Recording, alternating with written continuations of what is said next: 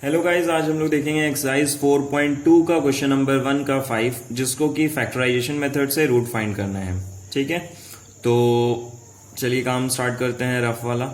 सबसे पहले a कितना है, तो एक्स स्क्वायर के साथ जो है वो a होता है। एक बार फिर से मैं इस चीज़ को कॉन्सेप्ट को रिपीट कर दे रहा हूँ। स्टैंडर्ड फॉर्म क्या है, A X square B X plus C equals to 0। तो जो एक्स स्क्वायर के साथ होता है वो a होता है, जो x के साथ होता है वो b होता है, और जिसके साथ x नहीं होता है वो c होता है। तो यहाँ एक्स स्क्वायर के साथ क्या है 100, यानी 100 जो है वो आपका हो जाएगा a।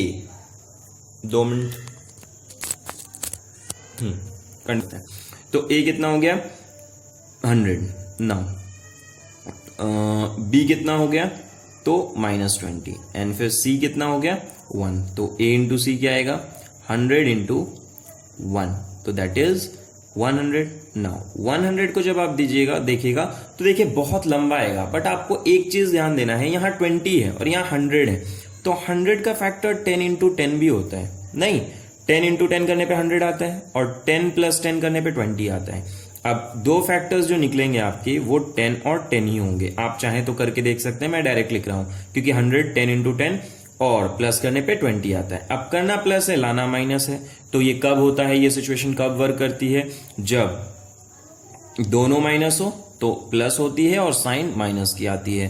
तो यहां पे भी माइनस, यहां पे भी माइनस, तो मैं 100x स्क्वायर को लिखूंगा और यहां +1 लिखूंगा क्योंकि ये ऑलवेज उतरता है, सिर्फ ये चेंज होता है बीच वाला। और ये -20x की जगह क्या लिखना है -10 यानी -10x -10x। ना अब कॉमन लेना है इनको और इनको, तो यहाँ 100 यहाँ 10, क्या कॉमन है 10, क्योंकि 10 के डबल में 100 आता है, बट 100 के डबल में 10 नहीं आता है, तो 10।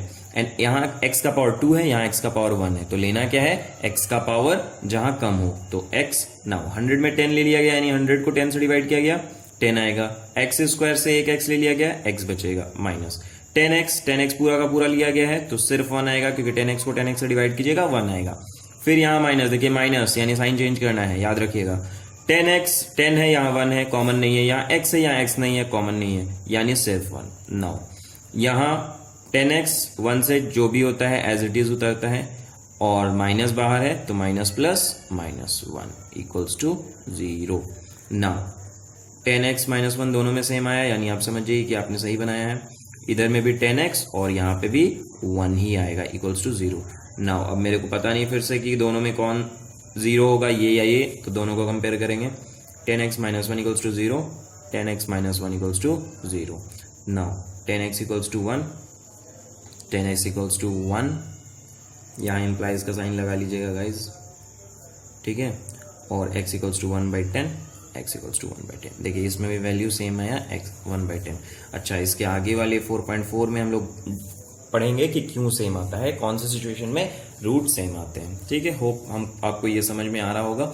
अगर आप मेरा वीडियो रेगुलर बेसिस पे देख रहे हैं तो मैं आपको बोलूंगा, एडवाइस करूंगा कि एक बार पूरे प्लेलिस्ट का वीडियो एक बार व्यू जरूर कीजिए, क्वाड्रेटिक इक्वेशन का। इसी तरीके से जितने भी दूसरे चैप्टर्स भी हैं वैसे ही आपको, बिल्कुल जैसे आप कहीं पे ट्यूशन पढ़िएगा तो उस टाइप का आपको माहौल मिलेगा, वैसे ही आपको मेरे वीडियोस देखने के बाद लगेगा कि जस्ट लाइक हम पढ़ रहे हैं ट्यूशन। ठीक है, तो पूरा फॉलो कीजिएगा, सारे वीडियोस देखिएगा, तभी कॉन्सेप्ट आपका बहुत अच्छे से बिल्ड हो पाएगा और आप एग्जाम में बहुत अच्छा परफॉर्म कर पाइएगा। मैं कोशिश करूंगा कि क्वाड्रेटिक इक्वेशन का जो प्लेलिस्ट बने एडिशनल वाले क्वेश्चन में, उसमें कुछ इफेक्टिव क्वेश्चन और इंपॉर्टेंट क्वेश्चन को भी डील करूंगा। R D. Sharma, R S. Agarwal, K C. Sinha जैसे बुक्स के क्वेश्चन उसमें इंक्लूड करूंगा, डील करूंगा। ठीक है, बट फिलहाल मेरा प्रायोरिटी है कि पहले एनसीईआरटी के सारे क्वेश्चन को एक्सप्लेन करना। Okay, thank you.